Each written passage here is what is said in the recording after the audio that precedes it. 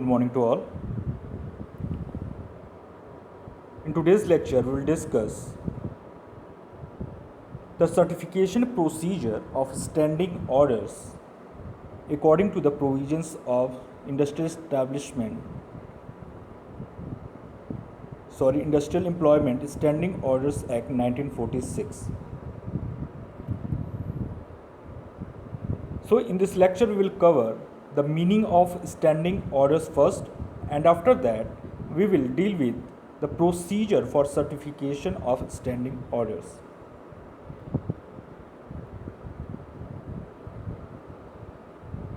Section 2, subsection G of the Act provides that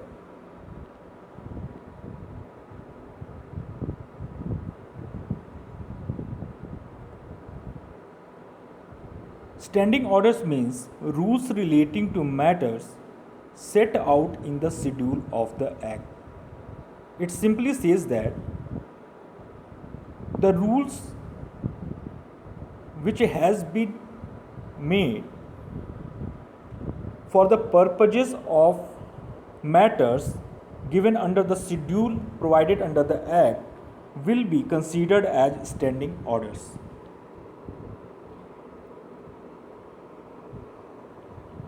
The schedule provided under the Act provides for certain matters. It covers 11 things which an ideal standing order should mention. It provides that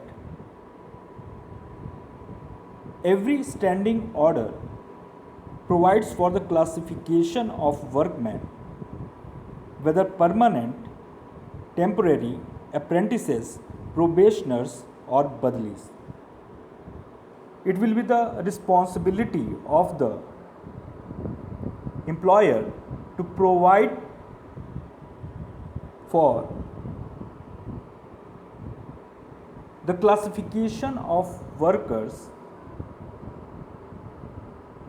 in which they are going to hire the persons which have applied to the industrial establishment. Second, it should mention the manner of intimating to workmen periods and hours of work, holidays, pay days, and wage rates. The standing order should clearly mention how much of time they will have to give their services in a day, in a week, and on a monthly basis. How many holidays they will be provided, when they will be paid their monthly salaries, and what salaries will be given to them in return of the services given by the workmen. It should clearly be mentioned into the standing orders framed by the employer. It should also provide for the shift working, in how many shifts the working under the industrial establishment will be performed, and in what manner the workers will perform their duty in those shifts. It should be clearly mentioned under the standing orders. The provisions related to attendance and late coming, the penalties for late coming and absence should be mentioned in the standing orders. The conditions of procedure in applying for and the authority which may grant leave and holidays. What will be the procedure and the authorities before which the application for leave should be presented, and what is the process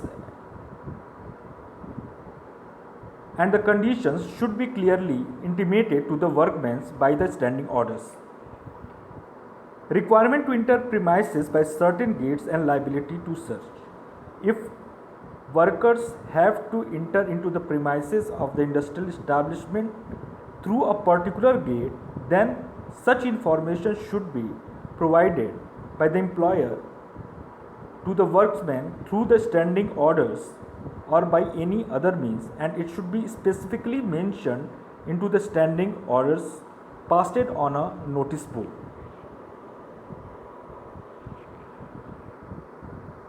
The closing and reopening of sections of the industrial establishment and temporary stoppages of work and the rights and liabilities of the employer and workmen arising therefrom.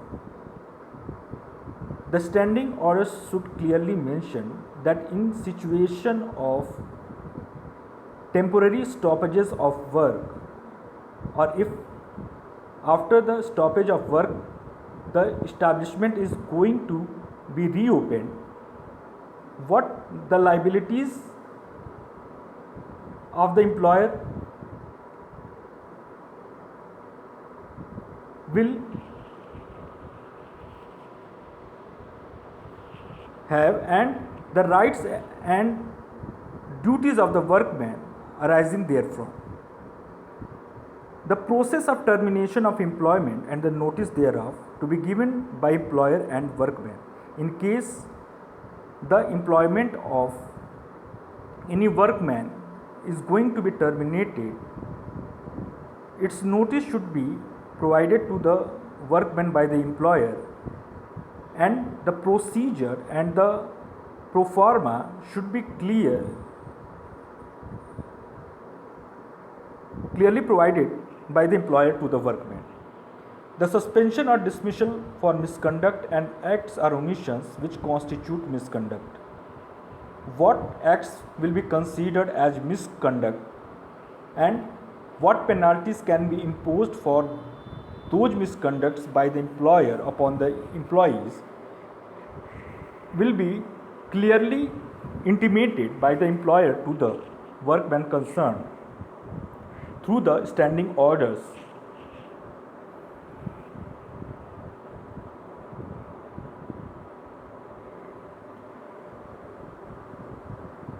Next, the means of redress for workmen against unfair treatment or wrongful exactions by the employer or his agents or servants. If any workman is thus facing any unfair treatment by any employer or their agents, then the grievance redressal mechanism should be provided for that. And what rights will the workman have, it should be clearly mentioned into the standing orders, and to what authorities those redressal can be presented, it should be clearly mentioned by the employer to the workman concerned. Apart from that, any other matter which may be prescribed by the government may be inserted into the standing orders.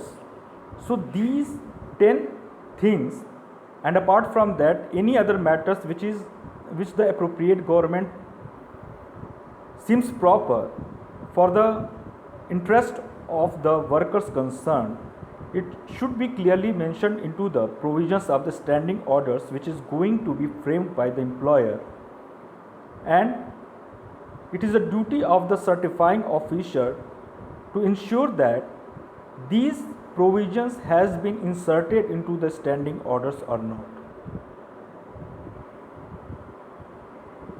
In the case of Rohtak and Hisar District Electric Supply Company versus State of Uttar Pradesh, AIR 1966, Supreme Court 1471,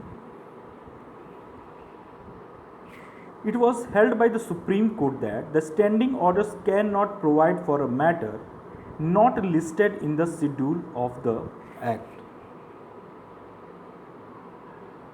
In this case, the appellant included in the draft standing orders two matters which were not included in the schedule. These matters were regarding the transfer of employees from one branch to another and from one job to another at the discretion of the management, As these matters were not specified in the schedule, the certifying officer refused to include these two matters in the certified standing orders.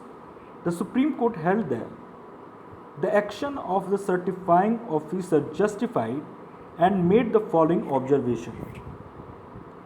As these two provisions do not appear to fall under any of the items in the schedule, that is from item 1 to 10, and so the certifying officers were quite justified in not including them in the certified standing orders. So, by the following observation of the Supreme Court, it can be easily understandable that the standing order should mention the things which has been provided under the schedule of the Act, and apart from that, no things can be inserted into the standing orders which are unjustifiable and against the interest of the workers concerned.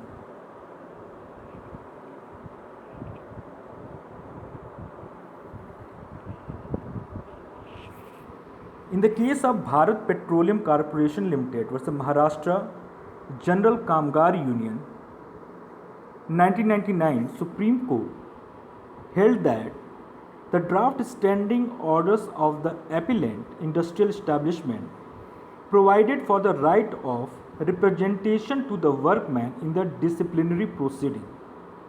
But this right of representation was restricted to the representation by fellow workmen of his choice from the employees of the establishment under which he is serving.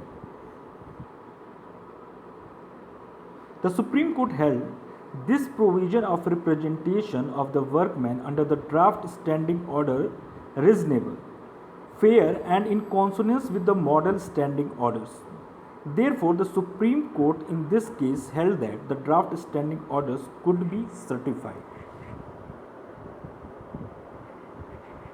Now, we will discuss the procedure for certification of standing orders. The procedure for certification has been dealt under Section 3, 4, and 5 of the Act. Section 3 provides that every employer has to submit draft standing orders to the certifying official.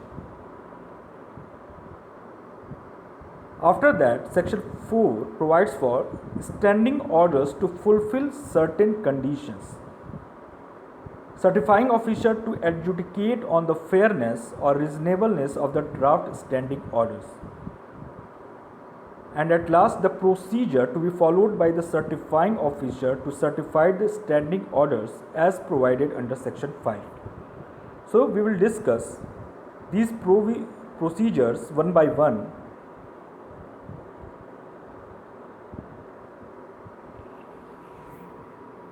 According to Section 3, subsection 1, an employer must submit draft standing orders to the certifying officer within 6 months from the date on which the Act becomes applicable to his industrial establishment. The employer must submit 5 copies of draft standing orders to the certifying officer. The draft standing orders are the standing orders proposed by the employer for adoption in his industrial establishment. Second, Section 3, subsection 2 provides for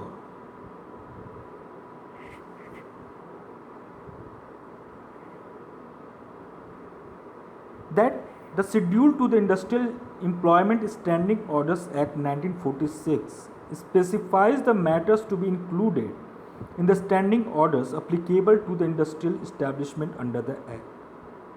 According to this section, in the draft standing orders, the employer must make provision for every matter set out in the schedule to the Act.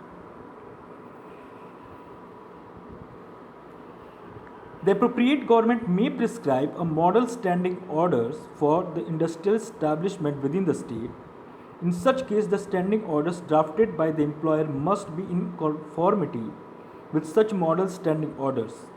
Conformity with the model standing order is to be maintained so far as is practicable.